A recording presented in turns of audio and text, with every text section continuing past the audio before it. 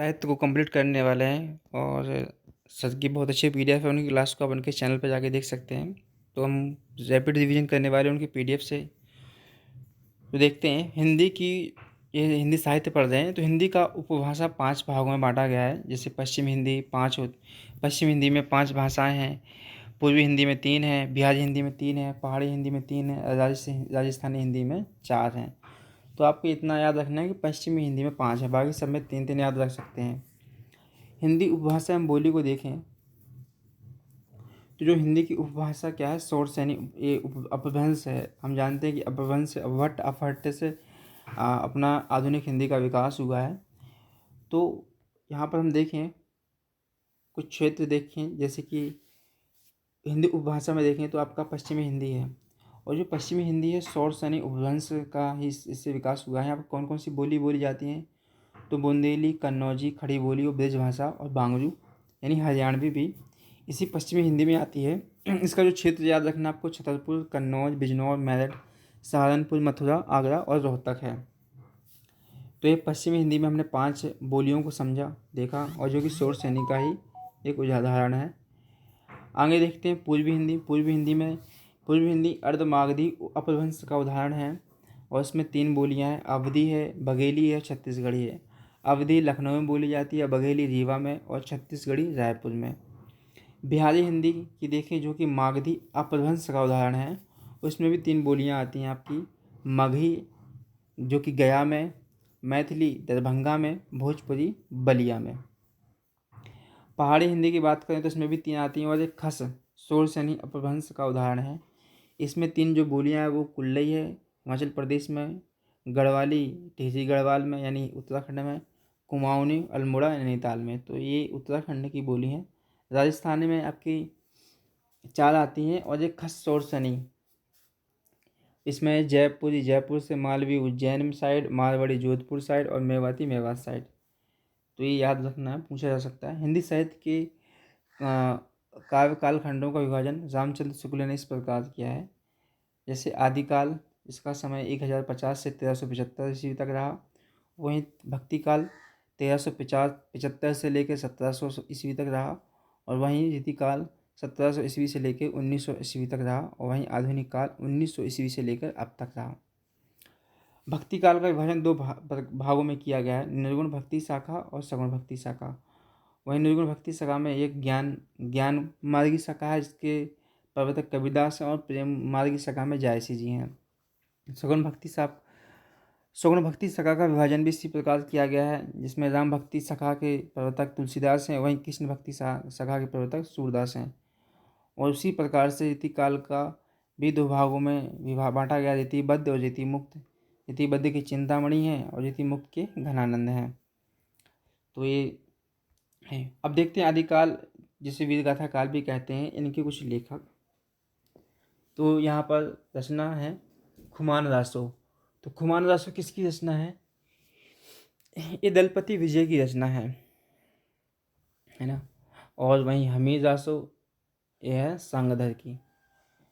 तो हम इन्हें याद कैसे करें, थोड़ी हम चीज़ों को रिलेट करके चलेंगे, जितना हो सके हम ट्रिक से करेंगे, क्योंकि बेसिकली ये समझने का नहीं है, रटने का सब हिंदी साहित्य विषय है।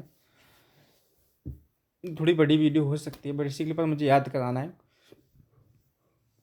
दलपति विजय, तो यहाँ पर आप याद कर सकते हैं दलपति से। तो इसमें एक पति वर्ड भी है ना। तो एक व्यक्ति है, एक दल है ना। दल का जो पति है उसमें क्या है, उसको मान है अपने आप में, है ना, उसको अभिमान है, क्योंकि वो एक दल का पति है। तो उसको है ना, उस पति को अपने आप में क्या है, मान है, अभिमान है, खुमान, अपने में खुमान है भाई, है ना, दलपति। यहाँ पर आप रिलेट करेंगे, एक बार रिलेट माइंड में हो जाएगा। एक ऐसा पति है जो दल का पति है, और वो दलों का पूरे दल का पति है, तो इस वजह से क्या, उसको खुमान है। तो आप याद रख सकते हैं दलपति किसके लेखक हैं, खुमान रासो के। हमीर रासो क्या है, सांगधर के। तो इसे आप याद रखिए, है ना। पृथ्वीराज आसो चंद्रबदई बहुत फेमस है, इसके लिए हमें कोई भी ट्रिक की होती है। संदेश रासक अब्दुल रहमान की रचना है, संदेश रासक। तो यहाँ पर याद रख सकते हैं कि अब्दुल, अब आगे एक व्यक्ति और अब्दुल मिलेगा तो इसीलिए हम ट्रिक से नहीं करेंगे, इसको हम अगली बार पर ट्रिक बनाएंगे, उसके लिए मैंने बना रखी है। संदेश रासक अब्दुल रहमान, धनपाल का भविष्य सत्य कहा, और जय मयंक और जस चंद्रिका, ये मधुकर भट्ट की रचना है। जो कि देखो, जो मधु है, मधु है नाम की एक लड़की है, वो चंद्रमा, जैसे चंद्रिका, जैसे चंद्रमा होता है वैसे ही क्या है, मधु है। मधु कैसी है, जैसे जैसे चंद्रिका। जस मयंक का मतलब ही चंद्रमा होता है और चंद्रिका का मतलब ही चंद्रमा होता है।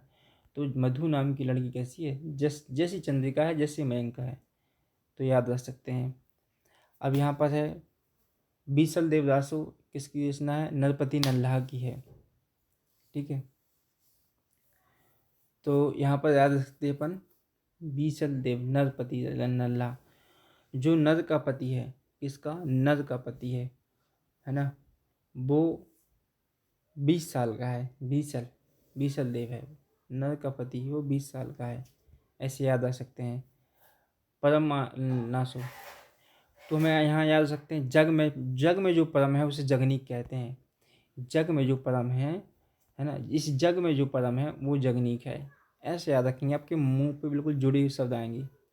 कीर्ति लता विद्यापति है, यहाँ पर याद रख सकते हैं लता का पति कौन है, विद्यापति है। तो कीर्ति लता विद्यापति।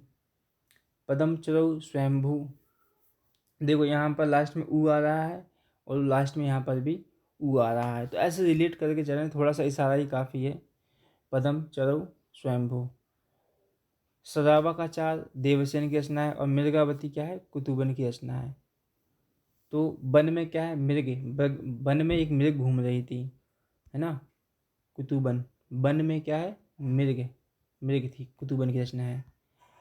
अब भक्ति काल को पूर्व मध्यकाल भी कहते हैं, उनके लेखक कौन है, तो ये बहुत फेमस हैं, कबीरदास, साखी, बीजक, शब्द, रामेनी, ये फेमस रचना है, इन पर कोई ट्रिक नहीं है।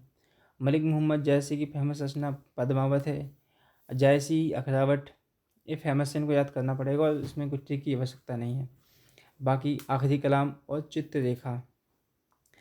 और यहाँ पर हम सूरदास की देखते हैं, सूर सागर सूरदास की है, नाग नीला भी सूरदास की है, गोवर्धन लीला भी सूरदास की है, सूरदास सारवाली भी सूरदास की है, साहित्य लहरी सूरदास की है, भ्रमर गीत भी सूरदास की है, और सूर पच्चीसी सूरदास, श्री रामचरितमानस। अब यहाँ पर देखो, जो ऊपर देखिए तो कुल मिला के सूर से स्टार्ट होने वाली और बेसिकली कृष्णा से रिलेटेड हो तो वो सूरदास की रचना है। वात्सल रस से जुड़ी हुई है, जैसे नाग लीला हम जानते हैं कृष्ण से संबंधित है, गोवर्धन लीला भी कृष्ण से संबंधित ही है। तो आप यहाँ पर क्वेश्चन ऑप्शन को हटाना सीखें तो बेहतर होगा। तुलसीदास की रचना किससे होगी, राम से संबंधित होगी, और उनकी रचना में बेसिकली कुछ वर्ड मिलते हैं, वली मिलते हैं। वहाँ सूरदास में लीला मिलते थे, यहाँ वली मिलेगी। तो ये वीणा पत्रिका बहुत फेमस है, कवितावली, गीतावली, देहावली, रामलला, नहचु, जानकी मंगल, ये फेमस रचना है। पार्वती मंगल, वैराग्य संदीपनी, बरवी रामायण, तो ये किसकी रचना है, तुलसीदास की रचना है। तो ये बहुत इंपॉर्टेंट है और इनको आप एक दो बार देखेंगे, पढ़ेंगे तो याद हो जाएंगे, कुछ कठिन नहीं है, बस इस चीज़ को बार बार देख सकते हैं।